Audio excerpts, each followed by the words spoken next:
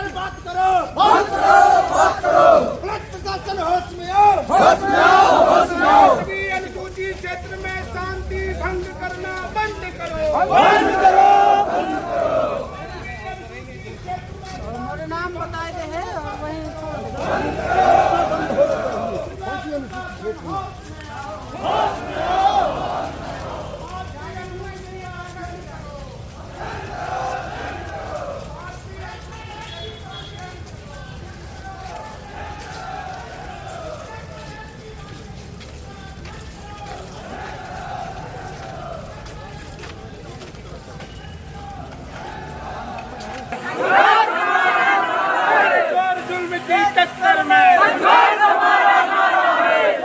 गणतंत्र पार्टी न्याय मांगती हत्यारों को फांसी दो, फांसी दो, फांसी दो। के हत्यारों को फांसी दो, फांसी दो, फांसी दो। जनजाति जिंदाबाद, जिंदाबाद, जिंदाबाद। जनजाति जिंदाबाद, जिंदाबाद, जिंदाबाद।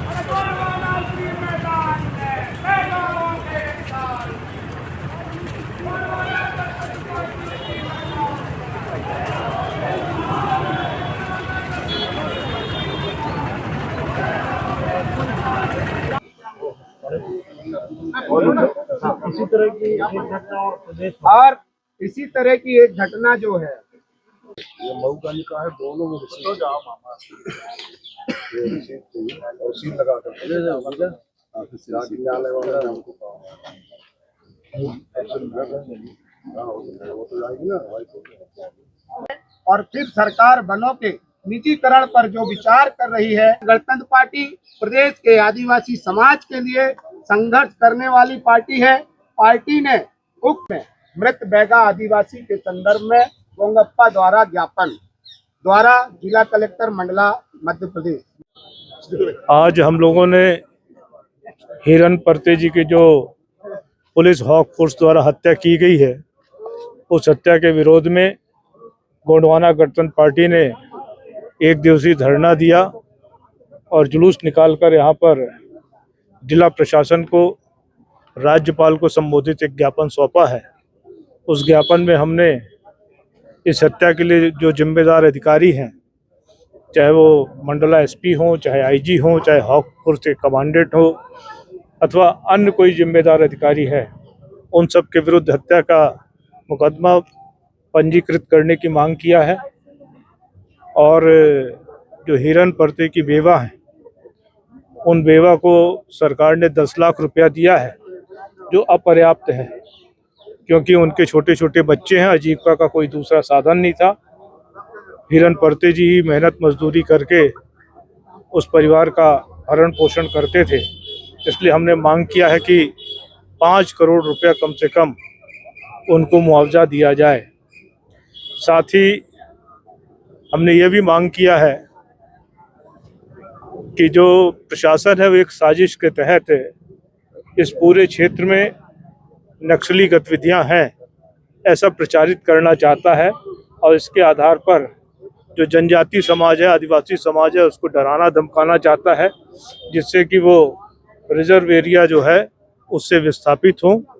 और साथ ही साथ यहाँ पर जो कान्हा किसली नेशनल पार्क है, उसके माध्यम से जो टूरिज़्म होता था, उस टूरिज़्म के माध्यम से जो यहाँ के लोगों को काम करने का अवसर मिलता था, रोजगार मिलता था, वो भी प्रभावित होगा।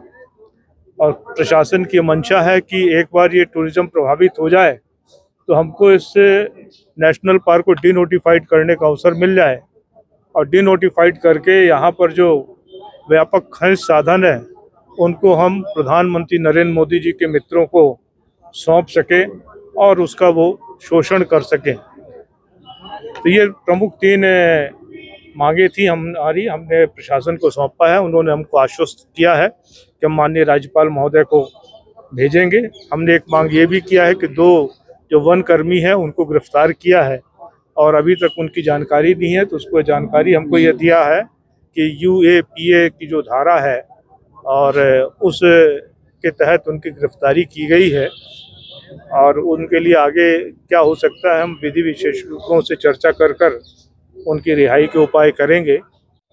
हम लोगों की प्रमुख मांग एक पहले भी प्रेस वार्ता की गई थी हमारे द्वारा कि जो घटना हुई है वो उसको इंगित करता है कि वो फर्जी मुठभेड़ है, क्योंकि जो 10 लाख शासन ने दिया है तो वो किस कारण से दिया। अगर वो नक्सली हो तो वो तो अपराधी की श्रेणी में आता है, तो उसको 10 लाख का मुआवजा नहीं देना चाहिए।